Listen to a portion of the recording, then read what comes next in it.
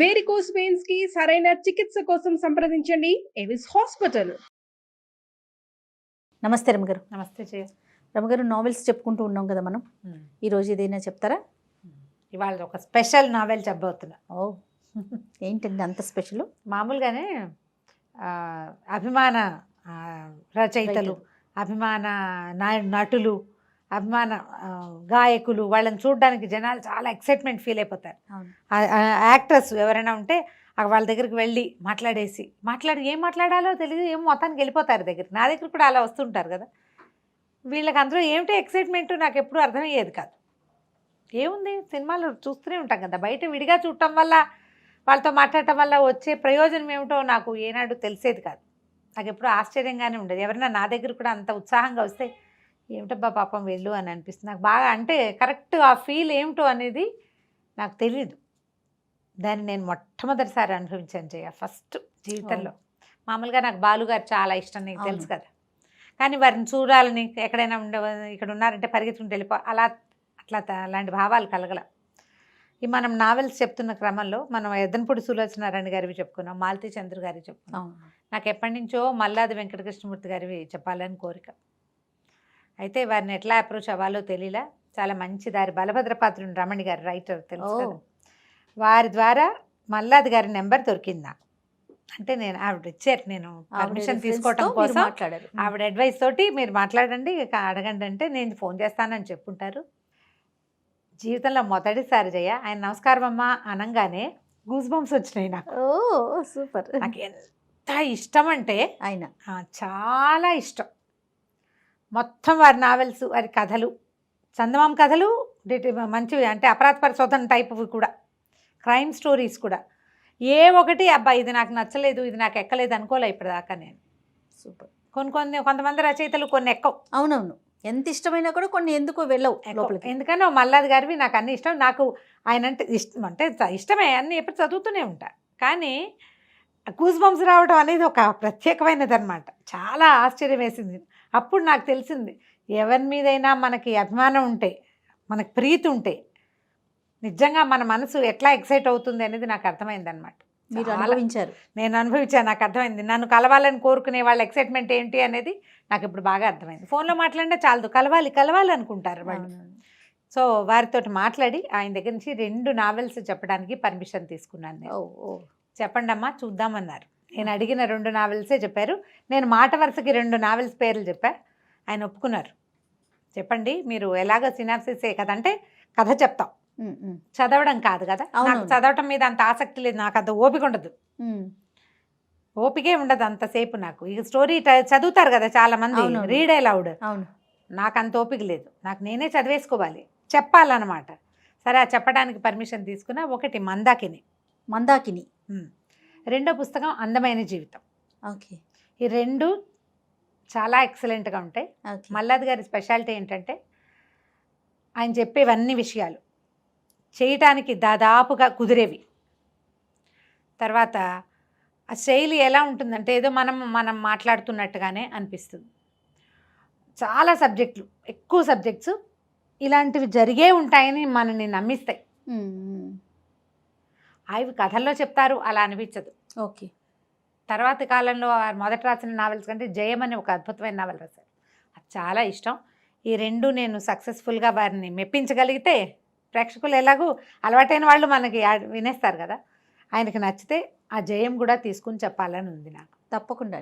ఒక ఆధ్యాత్మికమైన ధోరణిలోకి వెళ్ళినటువంటి వారి పరిణతి అందులో కనపడుతుంది అనమాట. చాలా నచ్చింది, అది కూడా చాలా బాగుంది నాకు. సో ఈ 2 నావెల్స్లో మందాకిని చెప్దాం ఇప్పుడు. అంటే ఈ ఉపోద్ఘాతం ఎందుకు చెప్పానంటే నేను దీనికోసం ప్రయత్నం చేశానని చెప్పడం కోసం అన్నమాట. అయితే ఈ మందాకిని నవలని చిన్నప్పుడు కొంచెం నేను జస్ట్ స్కూల్ దాటి 80sలో వచ్చిందని అనుకుంటున్నా.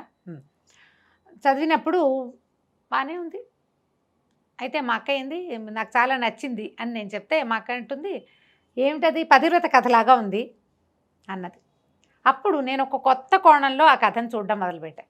ముందు ఆ వయసుకి నాకు తెలియలేదన్నమాట ఆయన చెప్పిన లోపల భావం ఏమిటి అనేది. నేను ఆ రకంగా ఆలోచించలే. తర్వాత నాకు తెలిసింది, ట్రూలీ ఒక పతివ్రత కథ మందాకిని. ఓ ఈ కాలపు పతివ్రత పెళ్ళిని నిలబెట్టుకోవాలనుకునే ఒక అమ్మాయి ఎలా చేసి తన పెళ్ళిని నిలబెట్టుకుంది, వైవాహిక జీవితాన్ని సరి అయిన దారిలో. పెళ్ళి నిలబెట్టుకోవడం అంటే ఏదో మొగుడు పెళ్ళం కలిసి ఉంటాం కాదు, లివ్డ్ ఎవర్ ఆఫ్టర్ హ్యాపీలీ అనాలి. మనం ఎప్పటికీ హాయిగా ఉండటం, సంతోషంగా ఉండటం, జీవితాన్ని సరైన దారిలోకి తీసుకురావటం. ఇప్పుడు చిన్న చిన్న వాటికే ఏదైనా పెద్దవాటికి తప్పదనుకో, చిన్న వాటికి కూడా తగాదాలు పడి పోట్లాడి ఎక్స్పెక్టేషన్స్ తోటి మనం డివోర్స్కి వెళ్ళిపోతున్నాం. అవును, సమాజం అటు పరిగెత్తేసింది. ఇది సమాజం ఆ వైపుకి తిరుగుతున్న కాలంలో రోజుల్లోనే రాయబడింది కథ. చాలా బాగుంటుంది, తప్పకుండా చదవవలసిన నవల. మీరు ఈ కాలం పిల్లలకి చదవండి అని ఏం చెప్తారు అని అడిగితే నేను చెప్పే మొదటి 10 కథల్లో ఒకటి తప్పకుండా మందాకిని. ఓ అంత బాగుంటుంది. ఒక అమ్మాయి, సాధారణ సింపుల్ అమ్మాయి, పిల్ల కొంచెం అందమైన అమ్మాయి అని కానీ మనకి చూపిస్తారు కథలో. ఓ భార్యాభర్త బ్రాహ్మణ కుటుంబం, బహుశా ఆయన పురోహితులు, అంతే కదా. పురోహితులు అంటే బ్రాహ్మిన్స్కి ఒక 4 సంతానం, 3 ఆడపిల్లలు, 1 మగపిల్లాడు. అందులో పెద్ద అమ్మాయికి పెళ్ళవుతుంది. తర్వాత రెండో అమ్మాయికి సంబంధాలు చూస్తూ ఉంటారు. నేను కథ ఎలా నడుస్తుందో అలా చెప్పట్లేదు, ఈ మొత్తం మీద మీ జనానికి అర్థమయ్యేలాగా చెప్పేస్తాను అనమాట. అయితే ఈ పెద్ద అమ్మాయి వసంతలక్ష్మి, రెండో అమ్మాయి మందాకిని, మూడో అమ్మాయి వాసంతి, తర్వాత ఒక పిల్లాడు హేమాద్రి, స్కూల్కి వెళ్ళే పిల్లాడు. చిన్న ఆడపిల్లలిద్దరికీ కూడా డిగ్రీలేనే సంబంధాలు. పెద్ద అమ్మాయి రెండో అమ్మాయికి చూస్తున్నారు కానీ మ్యాచెస్ కుదరటలేదు. పెద్ద అమ్మాయి పెళ్ళి 4-5 సంవత్సరాలు అయ్యింది ఈ కథ నాటికి. ఓ 3 ఏళ్ల చంటి పిల్ల కూడా ఉంది. అయితే అమ్మ నాన్న సత్యనారాయణ వ్రతం చేసుకుంటుంటే పెద్ద అమ్మాయి ఇంటికి వస్తుంది, వసంతలక్ష్మి వస్తుంది, వసంత అంటారు. అప్పుడు సత్యనారాయణ వ్రతం చేసుకుంటారు. రెండో అమ్మాయికి పెళ్లి చూపులు కూడా జరుగుతాయి. చూపులు ఏం కుదిరినట్టుగా ఉండవు. ఈ పిల్ల ఇంటికి వెళ్తుంది, భర్త రాడు. సత్యనారాయణ వ్రతం చేసుకుంటుంటే అత్తమావ రావాలి కదా. అతను ఏంటంటే పచ్చి తాగుబోతు. 4 వ్యసనాలు ఉన్నాయి: సిగరెట్లు, మందు, నాటకాలు, పేకాట. ఇవి కాకుండా అప్పుడప్పుడు స్త్రీ వ్యసనం కూడా. అతని వల్ల ఈ అమ్మాయికి 1-2 సార్లు ఏవో జబ్బులు కూడా వస్తాయి పాపం. ఆ పూట డాక్టర్ దగ్గరికి వెళ్ళాలని చెప్తుంది తండ్రికి. చూస్తే తనకి ఏదో భర్త వల్ల వచ్చే జబ్బు కనపడుతుంది. అతనితో పోట్లాడుతుంది, నువ్వు ఎందుకు రాలేదు, మా అమ్మ నాన్న ఏమనుకుంటారంటే అతను కొడతాడు. అన్నం తింటున్న అన్నం కంచం విసిరేసిస్తాడు. దాన్ని తట్టుకోలేకపోతుంది. ఆ రాత్రి అమ్మాయి సూసైడ్ చేసుకుంటుంది. బాత్రూంలోకి వెళ్ళి కిరోసిన్ పోసుకుని అంటించేసుకుంటుంది. ఆలోచిస్తుంది కానీ ఇక ఎప్పటికీ ఇది సెట్ అయ్యేలాగా కనిపించట్లే. అతను మారడు. పిల్ల పుట్టింది, పిల్ల తండ్రి అయినా నువ్వు ఎందుకు మారలేదు, మారని నా ఇష్టం అంటాడు అతను. ఈ అమ్మాయికి ఏం చేయాలో తెలియదు. అతను మొండివాడు. అతన్ని మార్చే మార్గం ఏమిటి అనే ఆలోచన అమ్మాయి చేయలేదు. చాలామంది చేయలేకపోతారు. నాకు వచ్చిన కష్టమే నేను ఆలోచిస్తాను కదా జయ, ఎప్పుడు కూడా అదే జరుగుతుంది. సూసైడ్ చేసుకుంటుంది. కానీ ఉత్తరం ఒక చిన్న కాగితం రాసి పెడుతుంది ఒక పుస్తకంలో. నా భర్తకి ఉన్న తాగుడి వ్యసనాల వల్ల, అతను నన్ను పట్టించుకోవటం వల్లే నేను సూసైడ్ చేసుకున్నా, నా భర్తే కారణం అని రాస్తుంది. పుస్తకంలో పెడుతుంది. సూసైడ్ చేసుకుని ఈ అమ్మాయి కేకలు పెట్టేసరికల్లా అతను మెలకు వస్తుంది. ఎట్లాగో చుట్టుపక్కల వాళ్ళంతా కలిసి 60% కాలిపోయిన అమ్మాయిని హాస్పిటలైజ్ చేస్తారు. పాపం పోరాడి చనిపోతుంది. కానీ వీళ్ళు వస్తే మ్యాజిస్ట్రేట్ వచ్చి వాంగ్మూలం తీసుకున్నప్పుడు నా భర్త ఏం లేదు, నేనే స్టవ్ వెలిగిస్తుంటే అంటుకుని చనిపోయాను అని చెప్తుంది. భర్త అంటే ఇష్టమే అమ్మాయికి. పోయే ముందు తను సూసైడ్ చేసుకునే ముందు చూస్తే అమాయకంగా పడుకుని నిద్రపోతున్న భర్తను చూస్తుంటుంది అనమాట. మన మనసులో అతని మొహమే కదలాడుతుంది. నా మొగుడు వల్లే అని చెప్పదు. కక్ష సాధింపు లేదు అమ్మాయికి. అది రాక అతని వల్ల కాదు అని చెప్తుంది. ఈ లోపలే పోలీసులు అతన్ని అరెస్ట్ చేస్తారు, చితకొట్టేస్తారు. తర్వాత వదిలేస్తారు ఈ అమ్మాయి వాంగ్మూలం వల్ల. ఇంకేం చేస్తారు, పిల్లని తీసుకెళ్ళి చంటి పిల్లని ఇంట్లో పెట్టుకుంటారు అమ్మా నాన్న. ఈ అమ్మాయికి దహన క్రియలు అవి చేసేస్తారు. అతను తాగుతూ ఉంటాడు. ఏదో ఉద్యోగం ఉంటుంది అతనికి, ఆఫీసు ఉద్యోగం ఉంది. సరే కొద్ది రోజులు గడుస్తాయి. వీళ్ళకి ఇంకా 2 అమ్మాయిలు ఉన్నారు కదా. ఈ పిల్లకి ఏదో రెండో పిల్లకి పెళ్లి చూపులు చూస్తారు కానీ అవి ఏమీ కుదురుతున్నట్టు కనపడవు. కట్నాలు కావాలి. ఆ పెళ్ళికి ఇవ్వగలిగే 10-15 వేల రూపాయలు కూడా వీళ్ళ దగ్గర లేవు. పౌరోహిత్యం చేసుకునే కుటుంబం. ఒకళ్ళకి 2 ఆడపిల్లలు. ఈ కొన్ని రోజులు గడిచేసరికల్లా మూడో అమ్మాయికి ఆల్రెడీ సంబంధం కుదిరే ఉంటుంది. పక్కన ఎవరో రూమ్లో అద్దెకుండే ఒక అబ్బాయి, అతనికి మంచి ఉద్యోగం ఉంది, ఇంజనీరు. ఈ పిల్లని చేసుకుంటానన్నాడు. ఆ చిన్నపిల్ల కొంచెం కలర్ తక్కువగానే యాక్టివ్గా ఉంటుంది. ఈ అమ్మాయి రెండో అమ్మాయి మందాకిని కదా, చాలా ప్రశాంతంగా నిశ్శబ్దంగా, కొంచెం ఎక్కువ మాట్లాడకుండా, అన్నిటికీ హైరాన్ పడిపోకుండా స్థిమితంగా ఉండే రకపు అమ్మాయి అన్నమాట. మ్యాచెస్ కుదరటం లేదు ఇంకా. సరే ఏమవుతుంది, ఈ వాసంతి మూడో అమ్మాయి, ఈ అమ్మాయి ఫ్రెండ్ ఏమో అదే పెళ్లి చేసుకుందాం అనుకున్నవాడు యోగీంద్ర. కొద్ది రోజులు గడిచాక ఈ మందాకినికి ఏం తెలుస్తుంటే చెల్లెలు కన్సీవ్ అయిపోయింది అని, నెల తప్పిందని చెప్తుంది. ఈ పెద్ద అమ్మాయికి పెళ్లి కాకుండా చిన్న అమ్మాయినేమో అతను చేసుకొని అంటాడు. కానీ పెద్దవాళ్ళకి చెప్పరు, వీళ్ళు ముగ్గురే మాట్లాడుకుంటారు. ఈ ఆడపిల్లలు ఇద్దరు యోగీంద్ర మాట్లాడుకుంటారు. నా పెళ్లి కాకుండా మీ వాళ్ళు పెళ్లి చేసుకుంటారంటే వాళ్ళ అమ్మ వాళ్ళు ఒప్పుకోరు. పెద్ద పిల్లకి కాకుండా చిన్నపిల్లకి చేయటం ఏమిటంటారు. పోనీ పెళ్ళి అయిపోయింది అనుకో, ఏదైనా చేసి పెళ్లి చేస్తే ఎలాంటి పరిస్థితులు వస్తాయో. దాంతో ఈ అమ్మాయి ఏం చేస్తుందంటే వాళ్ళ బావని పెళ్లి చేసుకోవడానికి డిసైడ్ చేసుకుంటుంది. భార్య చనిపోయి తిరుగుబోతనం ఉన్న నాటకాలు రాయుడు ఒక పిల్లకి ఓ పిల్ల తండ్రి సరే అతనికి ఫోన్ చేసి నేను పెళ్లి చేసుకుంటానని చెప్తాను. అతను వచ్చి ముహూర్తం పెట్టించండి అంటే తల్లిదండ్రి ఆశ్చర్యపోతారు. మనం కట్నాలు ఇవ్వలేకపోతున్నాం కాబట్టి పిల్ల ఇలాంటి నిర్ణయం తీసుకుంది అనుకుంటారు. వాళ్ళకి చెప్పదు ఈ పిల్ల కన్సీవ్ అయిన సంగతి. చెల్లెలకి తెలుసు తన కోసమే అక్క ఇట్లాంటి పని చేస్తుంది అని. సరే ఇంకేమవుతుంది, మెల్లిగా చూసుకుని చిన్న పిల్లాడు కూడా ఇష్టపడ్డు. దుర్మార్గుడు, వీడి వల్లే అక్కయ్య చచ్చిపోయిందను మరి సహజం కదా. చివరికి మొత్తానికి పెళ్లి చేసేసుకుంటారు. తండ్రి చేస్తాడు పెళ్లి, ముహూర్తం పెట్టించి పెళ్లి చేస్తాడు. ఈ పెళ్లి చేసుకున్న తర్వాత ఇక అమ్మాయి కాపురానికి వస్తుంది. ఆ అమ్మాయి ఇతన్ని ఎలా దారిలో పెట్టిద్ది అనేదే ఈ మందాకిని కథ. మెల్లిగా భర్తను పరిశీలించడం మొదలు పెడుతుంది. అతని అలవాట్లు, ఎందుకు ఇంత వ్యసనపరత్వం ఉంది, ఏమిటి ఇతనికి అసలు ఏం కావాలి, ఒక్కొక్క దాని మీద అలా వర్కౌట్ చేయటం మొదలు పెడుతుంది అనమాట. అమ్మాయి తెలివిగలదని చెప్పుకున్నాం మొదటి, నిదానస్తురాలు, తెమకదు తొందరగా. అయితే వెళ్ళేటప్పుడు ఈ మల్లాద్ గారి నావెల్స్లో నాకు చాలా ఇష్టమైనవి కొన్ని కొటేషన్స్ లాంటివి చాలా బాగా ఇస్తారు. నేను దాన్ని అప్పుడప్పుడు వాడుకుంటూ ఉంటాను కూడా. ఏదైనా సరే భర్తలు అరిచేతిలో ఇసుక లాంటి వాళ్ళు. అరిచేతిలో ఇసుక ఎట్లా పెట్టుకుంటే చక్కగా కుదురుగా ఉంటుంది. దాన్ని గట్టిగా బిగించాలని అనుకుంటే ఏమవుతుంది, వేడిలలో నుంచి జారిపోతుంది. ట్రై చేసి చూడండి ఎవరైనా, 100% నిజం. వీళ్ళని పదిలంగా ఉంచుకోవాలంటే గుప్పిడి ముయ్యకూడదు, పిడికిలు బిగించి హ్యాండిల్ చేద్దాం అనుకోకూడదు. అలాంటి కొన్ని వాక్యాలు కనిపిస్తాయి అన్నమాట. గిచ్చకూడదు, మానసికమైన పించింగ్ చేయకూడదు. ఎవరినైనా ఇప్పుడు పించ్ చేస్తే మనం వాళ్ళు నోరు వేసుకుని పడతారు, తిరుగుబాటు వస్తుంది కదా. పించ్ని అనుభవించి దాన్ని లోపలే ఉంచుకుని నిదానంగా ప్రతిక్రియ చేయాలి. గిల్లబడంగానే అబ్బా అని మనం వెనక్కి జరుగుతాం. గిల్లేరనుకో మనం ఏమవుతాం, ఒకసారి వెనక్కి జరుగుతాం, కదులుతాం పక్కకి. ఆ కదలటం సాధారణంగా వ్యక్తులకి తిట్లు పోట్లాట రూపంలో బయటకు వస్తుంది. తర్వాత అది తగాదా రూపంలో పెరుగుతుంది. ఆ తర్వాత భార్యాభర్తలకి పడనితనమే వస్తుంది. ఇలాంటి కొన్ని వాక్యాలని మనసులో పెట్టుకుంటుంది. వాళ్ళ అమ్మ నాన్న చెప్పింది. ఇతన్ని మెల్లిగా హ్యాండిల్ చేయటం మొదలు పెడుతుంది. వాళ్ళ ఇంట్లో ప్రతి ఆదివారం పేకాట ప్రహసనం జరుగుతుంది. అతను ప్రతిరోజు సాయంత్రము తాగొస్తాడు. తర్వాత నాటకాల మీద పిచ్చి బాగా, సిగరెట్లు అలా కంటిన్యూస్గా కాలుస్తాడు. ఎప్పుడైనా ఏదైనా ఊరు వెళ్ళినప్పుడు ఎవరితోటైనా ఆడవాళ్ళతో స్పెండ్ చేసే లక్షణం ఉంది. అది రెగ్యులర్గా కాదు కానీ ఉన్నది. సరే మాట్లాడుకుంటారు. మాట్లాడుకున్నాక అమ్మాయి ఏమంటుంది, నువ్వు ఇలా వీళ్ళతో స్పెండ్ చేయొద్దని అడుగుతుంది. సరే ఒప్పుకుంటాడు. ఎక్కడికో వెళ్ళొస్తాడు, అక్కడ ఎవరితోటో స్పెండ్ చేస్తాడు. ఆ స్పెండ్ చేసిన జబ్బుని ఈ అమ్మాయికి అంటిస్తాడు. ఎప్పుడైతే తనకి జబ్బు అంటుకుందని అర్థమవుతుందో ఆ అమ్మాయి దానికి ప్రతిక్రియ చేస్తుంది. ఇంతలో ఏం చేస్తుందంటే ఏదో చిన్న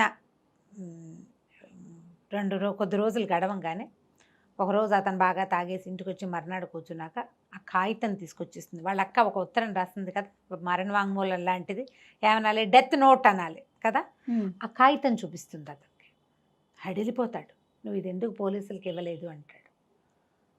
ఏమో నాకు శిక్ష పడేది వస్తుందని మీరు చూసుకునేవాళ్ళు కదా, నువ్వు ఎందుకు ఇవ్వలేదు అని అడిగితే, వస్తు గురించే దాని తల్లి ఎలాగూ లేదు, తండ్రి కూడా లేకుండా పోతాడని దాచిపెట్టానంటూ చాలా సంతోషిస్తాడు. అమ్మాయి ఆ ఉత్తరం కాగితం కనుక ఇస్తే ఏముంది, శాశ్వతంగా ఎంత కష్టమైందో తెలుసా, కొట్టారు నన్ను, వాళ్ళకి అవకాశం ఉంటే నన్ను చంపేసేవాళ్ళు అక్కడ అంటాడు.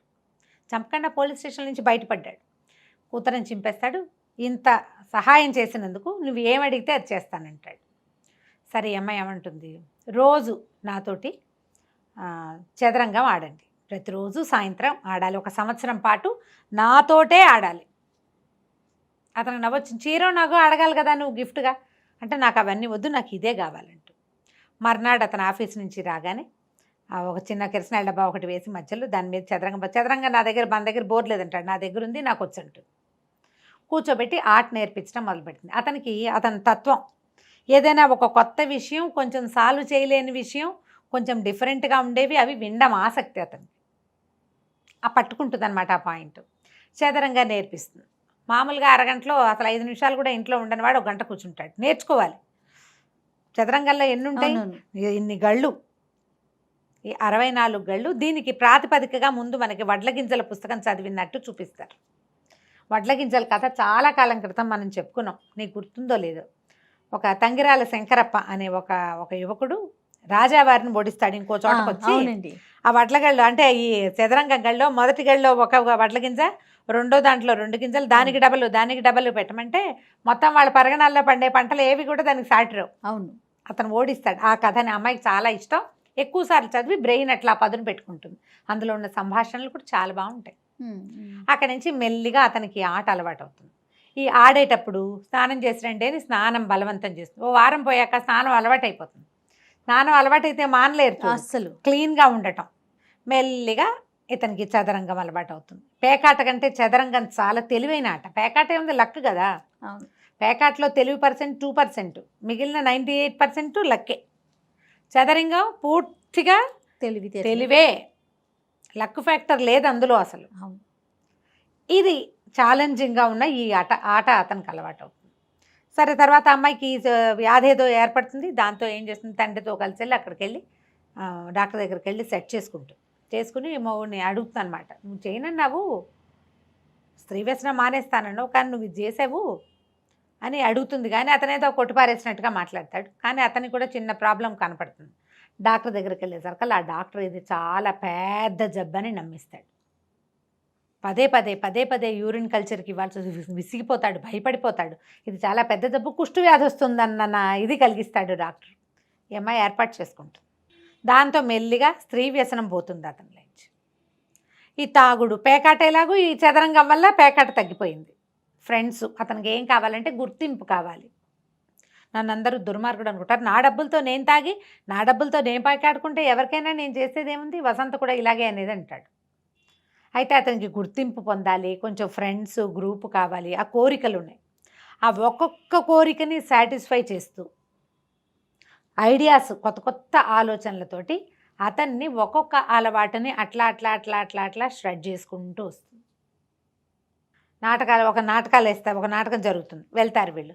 అంత గొప్పగా ఏమీ లేదనిపిస్తుంది. ఏమంటుంది, మీరే రాయొచ్చు కదా అంటుంది. నాటకం రాయడం మొదలు పెడతాడు. అలవాటుగా చేసేవాళ్ళు, చదివే అలవాటు ఉన్న వాళ్ళు రాయగలుగుతారు కదా. ఒక స్కిట్ లాంటిది రాస్తారు. ఇప్పుడు రాసేవాళ్ళంతా, వీళ్ళు స్కిట్స్ తయారు చేసే వాళ్ళంతా అంతే కదా. అది కూడా మన దైనందిన జీవితంలో ఉండే సిచ్యువేషన్స్ని తీసుకుని దాని మీద స్కిట్, నాటకాలు సక్సెస్ అవ్వడం మొదలు పెడతాయి. అమ్మాయి హెల్ప్ తోటే. ఆ అమ్మాయి కూడా మంచి సాహిత్యాభిలాష ఉంది, బాగా చదువుతుంది. అతనికి ఒక్కొక్క పుస్తకం చదివించడం మొదలు పెడుతుంది. ఈ వడ్ల గింజలు అవన్నీ, నావెల్స్ అన్నీ చదువుతాడు అతను. ఎప్పుడు పుస్తక పఠనం వ్యక్తుల్లో ఉన్న తెలివితేటల్ని బయటికి తీస్తుంది. కొత్త ఆలోచనలు వస్తాయి కదా. ఒకటి చొప్పున మెల్లిగా అతని జీవితంలో ఎలాంటి మార్పులు వస్తాయో అదంతా ఈ కథలో మనకి కనపడుతుంది. ఇది ఒకే రోజున సినిమాటిక్గా ఒక వాక్యం చెప్పంగానే రెండో రోజు మార్పు ఏం కనపడదు. ఓ 2-3 రోజులు మారినట్టుండి మూడో రోజు మళ్ళీ వ్యసనానికి టెంప్ట్ అయిపోతారు మనుషులు కదా, సహజమే కదా. కానీ అలా హ్యాబిట్స్ తగ్గుతుంది. బయట తాగద్దు. అతనికి ఏంటంటే ఎక్కువ తాగేస్తే బూతులు వాగే అలవాటు, అతి వాగుడు. ఎక్కడో వెళ్తాడు, అక్కడ బాగా తాగేస్తాడు. వచ్చేటప్పుడు కార్లు వస్తే ఆ డ్రైవర్ అంటాడు, అసలు ఎక్కడైనా పారేసి రావాలమ్మా, ఇవన్నీ వెనకాల చిన్నపిల్లలు ఉన్నారని కూడా లేదు, ఎంత బూతులో ఎట్లా భరిస్తున్నావమ్మా అని తిట్టిపోస్తాడు. అతనికి 10 రూపాయలు ఇస్తే, వదిలేమ్మా రేపు మీ ఆయనకు ఒక క్వార్టర్ వస్తుందని మళ్ళీ ఆ 10 రూపాయలు వెనక్కి. అంత అసహించుకుంటాడు కార్ డ్రైవర్. దాంతో ఈ అమ్మాయి ఏం చేస్తుంది, అంతకుముందు ఒక టేప్ రికార్డర్ కొనుక్కుంటారు వాళ్ళు. అయితే ఇతను మధ్యలో మెలకు వచ్చి తిడతాడు, పిల్లని మొత్తం రికార్డ్ చేసి పెడుతుంది. మర్నాడు పొద్దున ఆయన తిట్టిన బూతులన్నీ అతనికే వినిపిస్తుంది. చాలా సిగ్గుపడతాడు. మామూలుగా ఉన్నప్పుడు వేరు, స్పృహలో లేనప్పుడు ఎలా పడితే అలా బిహేవ్ చేస్తారు. తాగుడు, నేను ఇలా తిడతానా అన్నాడు, నువ్వు ఇలాగే తిడతావు. మళ్ళీ ఓ వారం పైకి మళ్ళీ రికార్డ్ చేస్తుంది. సిగ్గుపడతాడు, ఆపేసే అంటాడు. ఆపదు, వివిధ భారతి వినిపించినట్టు వినిపిస్తుంది అనమాట మొత్తం. మరి మారాలంటే తగ్గించుకోవాలి. ఇంత అతిగా తాకూడదు. అతిగా తాకుండా మొదలు పెడితే మానలేడు. మొదలు మానటం అసలు వల్ల కాదు. ఫ్రెండ్స్ ఉంటారు, బాగుండదు అనుకుంటాడు. చాలామంది మనకి వ్యక్తుల్లో ఉండే గుణాలు పుస్తకంలో భలే కనపడతాయి. చాలామందికి మానేశాను అని చెప్పడం చిన్నది. ఏంటి మీ ఆవిడ కోసం మానేసావా, మీ ఆవిడ ముందు ఆగలేవా, ఇలాంటివి మాట్లాడతారు ఫ్రెండ్స్. అవును. 2 పెగ్గులతోటి నేను ఇంతే తాగుతాను అని చెప్పి ఉండగలిగే వాళ్ళు రేర్గా కనపడతారు. నాకు తాగుడు అలవాట్లేదు అని అనేవాళ్ళు కూడా కొంచెంతో మొదలుపెట్టి ఫుల్గా అవుతారు. పార్టీకి పిలిచినప్పుడు తాగకపోతే ఎక్కిరిస్తారు. మీ ఆవిడ ఒప్పుకోదా, మీ ఆవిడ ఒప్పుకోదా, మీ ఆవిడని హ్యాండిల్ చేయలేవా, ఇలాంటివి అవమానకరంగా ఫీల్ అయ్యి మొదలు పెడతారు. ఇంకా అలవాటైపోతారు. భయమా అంటారు. లవ్ అఫైర్స్లో కూడా మనం అలాంటి అమ్మాయిని వదిలేస్తే నేనైతేనా దాన్ని చంపేసేవాడిని అలాంటివి చెప్తారు. అవునవును. చంపేశాక జీవితం ఏమిటో ఎవరికీ తెలియదు, కానీ ఇవి చెప్తారు అంటారు కదా ఫ్రెండ్ సర్కిల్లో. అందుకని అతనికి అలాంటి ధోరణి ఉంటుంది. ఈ అమ్మాయి ఏం చేస్తుందంటే, సరే వారంలో కొద్ది రోజులు బయట తాగు, మిగిలిన రోజులు ఇంట్లోనే తాగుదు. కానీ ఇంట్లోనే తాగినప్పుడు ఒకసారి పిల్లకు కూడా తాగిస్తారు, కొంత బ్రాందీ ఏదో తాగిస్తారు. దాంతో ఇంటికి తెప్పించడం ఇష్టం లేదు. తర్వాత ఏం చెప్తుందంటే, నువ్వు నీ ఫ్రెండ్ ఎవరో మీరు ఇంట్లో తాగినప్పుడు వసంతతోటి ఆడుగా బిహేవ్ చేశాడు, ఇంట్లో మాత్రం కుదరదు, నీ ఫ్రెండ్స్ని తేవద్దు, నువ్వు తాగు. అక్కడి నుంచి అతను తెచ్చిపెడితే ఈ అమ్మాయి ఏంటంటే, ఆ పిల్ల కూడా శ్రద్ధ అనమాట. అతని దగ్గర ఏమేం బ్రాండ్స్ ఉన్నాయి, అతను ఏమేమి తాగుతాడు, దేనివల్ల ఏదవుతుంది, ఏది ఖరీదు, ఏది ఎక్కువ కిక్కిస్తుంది, అవన్నీ తెలుసుకుని జాగ్రత్తగా అతను తాగడానికి తీసుకుని బాటిల్ నుంచి కొంచెం తీసి పారబోసి నీళ్ళు పోసి పెట్టేయటం. ఇలా చేసి తాగుడిని కూడా మెల్లిగా తగ్గించుకొస్తుంది. అక్కడి నుంచి అతనికి ఎక్సైట్మెంట్ ఎక్కువ, అంటే కొంచెం కొత్తవి తెలుసుకోవటం మీద ఆసక్తి ఉంటుంది కదా. చిన్న ఉత్తరాలు రాసి పెట్టడం, ప్రేమగా రాయటం, కృష్ణశాస్త్రి గారి కవితలు రాయటం, ఒక ఎక్సైట్మెంట్. సడన్గా బాక్స్ తీసేసరికి అందులో అన్నం బదులు దేవులపల్లి కృష్ణశాస్త్రి గారితో వచ్చిన కవిత్వం, నువ్వంటే నాకు ఎంతో ఇష్టం అని చెప్పడం. ఇవన్నీ ఏంటంటే ప్రేమను పెంచేసు. ఇవి ఇవాళ కుదురుతుందో లేదో నేను చెప్పలేను జయ దాన్ని. మన వాళ్ళు మెసేజ్లే సంసారాలు చేసేస్తున్నారు ఫోన్లలో కదా ఇప్పుడు నేను చెప్పలేను. కానీ మనుషులని అసలు నువ్వు ఇలా ఎందుకు చేస్తావు అని అడగాలన్న ఆలోచన కూడా రావట్లా, పోట్లాటే వస్తుంది మనకి.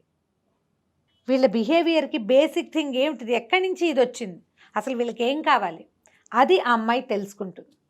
అతనికి క్రమంగా నాటకాలు 5-6 బాగా సక్సెస్ అవుతాయి, డబ్బు వస్తుంది, పిల్లకేవో గాజులు అవి చేయిస్తాడు, ఇంట్లోకేవో వస్తువులు కొంటాడు. అమ్మా నాన్న ఆశ్చర్యపోతూ ఉంటారు, ఏమిటి ఇతనిలో ఇలా మార్పు వచ్చింది. చెల్లెలు దీన్ని గమనిస్తుంది బాగా, ఇతను ఎట్లా చేంజ్ అవుతున్నాడు అని.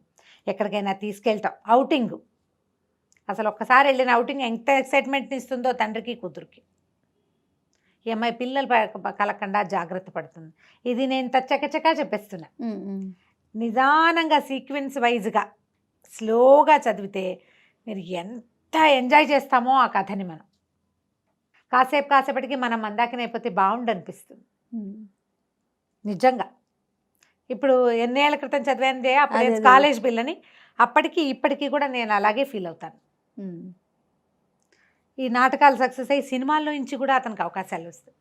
మా కథ రాయమంటే అమ్మాయి ఒప్పుకోవద్దు, ఇప్పుడు నువ్వు మద్రాసు వెళ్ళిపోవద్దు, వెళ్తే నువ్వు టెంప్టేషన్, నీకు ఇంకా పూర్తిగా నీకు అలవాట్లు పోలేదు, పోయాక వెళ్దు కానీ ఒప్పుకుంటాడు. తన జీవితంలో వచ్చిన మార్పు, తన సక్సెస్కి కారణం భార్యేనని బాగా ఒప్పేసుకుంటాడనమాట. చాలామందికి ఇదొక ప్రాబ్లం కూడా ఉంటుంది, నీ వల్ల నేను మారాను అలాంటివి చెప్పరు, ఒప్పుకోలేకపోతారు.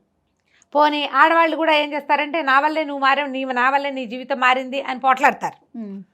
నేను వచ్చాకే కదా నీ జీవితం బాగుపడింది, అలా కూడా అనకూడదు. అతను మాత్రం 1-2 సార్లు అది ఒప్పుకుంటాడు. ఆ అమ్మాయి కామ్గా ఉంటుంది.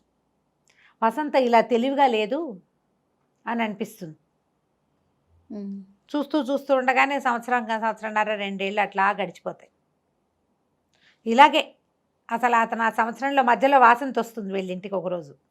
అబ్బో చదరంగం ఆడను, ఇంకా ఈ పిచ్చి వదలలేదా అని బావగారు నాతో ఆడతారంటే నేను ఆడను, మందాకిని పర్మిషన్ ఇస్తేనే ఆడతానంటాడు. అతనికి దాని మీద మాట మీద ఆ నిలబడే లక్షణం కొంత ఉంటుంది. అప్పుడప్పుడు దారతాడు కానీ ఎక్కువ భాగం ఉంటాడు. ఆ అమ్మాయి మాత్రం అతని ఈ ఆటని మాత్రం మాననివ్వదు. బ్రెయిన్ వాడడం మొదలు పెడితే ఎక్కువగా వాడతాం మనం. ఒక 2 సంవత్సరాలు గడిచిపోయిన తర్వాత ఇతనికి సినిమాల్లో అవకాశాలు వస్తాయి, తాగుడు బాగా తగ్గిపోతుంది, సిగరెట్లు బాగా తగ్గిపోతాయి, పేకాట అసలు లేనే లేదు, స్త్రీ వ్యసనం పూర్తిగా పోయింది. ఎందుకంటే లెప్రసీ వస్తుందన్న భయం వచ్చేసింది. మధ్యలో ఒకసారి మొదటి పరిచయం అయిన అమ్మాయి ఈ 2 ఏళ్ళ తర్వాత ఒకసారి కలుస్తారు. వాళ్ళు వెళ్తాడు నెమ్టై, వెళ్తే అప్పుడు కాసేపు ఒక 5 నిమిషాలు మాట్లాడుకునేసరికల్లా వైజాగ్ వెళ్ళాను అని చెప్పాల్సి వస్తుంది. వైజాగ్ అనగానే అతనికి ఇది గుర్తొచ్చేస్తుంది. అమ్మో నాకు కుష్టి వస్తే అని వెనక్కి వచ్చేస్తాడు. ఇక వెళ్ళడనమాట, చాలా తగ్గిపోతుంది. క్రమంగా వీళ్ళు పూర్తి నార్మల్ లైఫ్లోకి, ఎప్పుడైనా సరే లైఫ్లో ఎక్సైట్మెంట్ తగ్గిందని అనిపించంగానే మళ్ళీ ఒక కొత్త ఎత్తు ఎత్తటం. ఆ అమ్మాయి ఇంటిమసీలో కూడా అతనితో ఎక్కువ ఇంటిమేట్గా ఉండడానికి కూడా ట్రై చేస్తుంది. వాళ్ళు మన పద్ధతి మార్చుకోవాలి. మనకి జీవితం కావాలంటే నేను ఇలాగే ఉంటాను, నేను దిస్ ఈజ్ మీ అనకూడదు, ఐ కెన్ డూ ఎనీథింగ్ అనాలన్నమాట. కొత్త కొత్త ఐడియాలు ఎప్పటికప్పుడు, ఎక్కడికైనా తీసుకెళ్ళటము, ఎవరింటికైనా వెళ్ళటము, ఎవరితోటైనా కలిసి ఎక్కడికైనా వెళ్ళిపోవటము, ఏదైనా కొత్తది నేర్చుకోవటము, కొత్తవి చదవటము, వీటితో మొత్తానికి లైఫ్ని బాగా మార్చుకొని చూపిస్తుంది. పాత జీవితపు ఛాయలు పూర్తిగా పోవటం ఎవరి జీవితంలోనూ కుదరదు. ఎంతో కొంత ఉంటాయి. అవి ప్రజెంట్ జీవితాన్ని అస్సలు ఇబ్బంది పెట్టకుండా ఉంచుకుంటే బాగుంటుంది. ఉంచుకుంటే లైఫ్ తాపీగా వెళ్ళిపోతుంది. 2 ఏళ్ళ తర్వాత ఈ అమ్మాయి పిల్స్ వాడడం మానేస్తుంది, ప్రెగ్నెన్సీ వచ్చిందని చెప్తుంది భర్తకి. వసంతలక్ష్మితో కలిసి సత్యనారాయణ వ్రతం వాళ్ళ అమ్మా నాన్న వ్రతం చేసుకోవడంతో మొదలైన కథ ఈ అమ్మాయి నేను ప్రెగ్నెంట్ని అని చెప్పడంతో ముగుస్తుంది. పూర్తి ఒక 2-2.5 సంవత్సరాల కథ అన్నమాట. ఈ 2.5 ఏళ్లలో ఓ అమ్మాయి ఎట్లా పెళ్లి కావాల్సిన పిల్ల, ఇలాగ ఒక రెండో పెళ్లివాడు, దుర్వ్యసనాలు ఉన్నవాడు, బిడ్డ తండ్రి, పైగా ప్రధానమైనది తమ అక్కయ్య చావుకి కారణమైన వాడు, అతన్ని పెళ్లి చేసుకుని చెల్లెల కోసం చేసుకుని తండ్రి వాళ్ళకి తెలిసిపోతుంది. అమ్మాయికి 3-4 నెలలు వచ్చాక ఈ భానుమూర్తికి కూడా తెలుస్తుంది. బావ అమ్మాయి భర్తకి భానుమూర్తి అతని పేరు, అతనికి కూడా తెలుస్తుంది. మరదలు వాళ్ళు వచ్చినప్పుడు మీ చెల్లెలు ప్రెగ్నెంట్ లాగా ఉందని అడుగుతాడు. ఎన్నో నెలలు అంటే 4వ నెల 5వ నెల చెప్తుంది. పెళ్ళై 2 నెలలకి 4వ నెల ప్రెగ్నెన్సీ ఏమిటి? అప్పుడు అతనికి స్ట్రైక్ అవుతుంది, దీనికోసమే ఈ అమ్మాయి నన్ను పెళ్లి చేసుకుంది అన్ని గొప్ప లక్షణం కదా అది. మరి అట్లా మెల్లిగా చేంజ్ వస్తుంది. చెల్లెలకు ఒక కూతురు పుడుతుంది. ఆ తర్వాత 2 ఏళ్లకి ఈ అమ్మాయి కూడా ప్రెగ్నెంట్ అవుతుంది. కథ చాలా బాగుంటుంది. ఖచ్చితంగా కొనుక్కుని చదవవలసిన నవల. పుస్తకం ఇంట్లో పెట్టుకుంటే కనుక మనకి ఎప్పుడైనా మనసు బాగున్నప్పుడు అండర్లైన్ చేసి పెట్టుకొని కొన్ని వాక్యాలు మళ్ళీ వాటిని చదివితే మనకు కొత్త ఐడియాలు వస్తాయి. ఇందులో బోల్డని చిట్కాలు ఈ పుస్తకంలో. దాక్షాయణి అని ఒక క్యారెక్టర్ వస్తుంది, భానుమూర్తి వాళ్ళ అమ్మ. ఆవిడ వచ్చి ఈ పాలు పొంగిపోకుండా ఉండాలంటే ఏం చేయాలి, గుండు సూదులు కింద పడితే ఏం చేయాలి, అలా చిన్న చిట్కాలు చెప్పిస్తారు. చిట్కాలు తర్వాత ఏమో జీవిత సత్యాలు, గేమ్స్, చిన్న పొన్న గేమ్స్, అలాంటివన్నీ కనిపిస్తాయి. చిన్న ఆలోచనలు. ఈ పుస్తకాన్ని సొంత పుస్తకంగా ఉంచుకోవాలి. కథ వినడానికి ఎంత బాగుంది, చాలా బాగుందండి. బ్రీఫ్గా చెప్పాలంటే ఇదొక పతివ్రత కథ, తన భర్తని మార్చుకున్న అమ్మాయి. మనం గృహప్రవేశం జయసుధ యాక్ట్ చేసిన సినిమా చూస్తుంటారు చాలామంది. అందులో కూడా అమ్మాయి భర్తని మార్చుకుంటుంది. మార్చడానికి అమ్మాయి చేసిన యాక్ట్స్ ఏమిటో మనకు పెద్దగా కనపడవు. నావెల్స్లో అలాంటివి బాగా రాయగలుగుతారు. సినిమాల్లో వాళ్ళు చేసినవి సినిమాటిక్గా ఉంటాయి. ఇది సినిమాటిక్గా ఉండదు. అమ్మాయి తాలూకు కఠోరమైన శ్రమ, దీక్ష, ఫోకస్ పోకుండా ఉంచుకోవటం, సంయమనం కోల్పోకుండా ఉండడం, ఏదైనా పరిస్థితి వచ్చినా ప్రతిసారి నేను మందాకిని, నేను చేయగలనని సెల్ఫ్ బూస్టింగ్ చేసుకోవటం. అన్ని కోణాలు ఉన్నాయి. అన్ని కోణాలు ఉంటాయి. అమ్మాయి మరి ఇందులో ముందుకెళ్ళాలి, జీవితం పాడు చేసుకోకూడదు, పుట్టింటికి వెళ్ళిపోలేదు, ఆ పిల్లకి అన్యాయం చేయలేదు, సంసారం బాగుండాలి, ఎన్నుకున్న జీవితం సరిగ్గా ఉంచుకోవాలి. దానికోసం ఒక అమ్మాయి ఎంత ట్రై చేయొచ్చో ఇందులో కనిపిస్తుంది. ఆధునిక పతివ్రత కథ మందాకిని. బాగుంది కదా, చాలా బాగుంది. కొని చదవండి తప్పకుండా అండి. నమస్తే.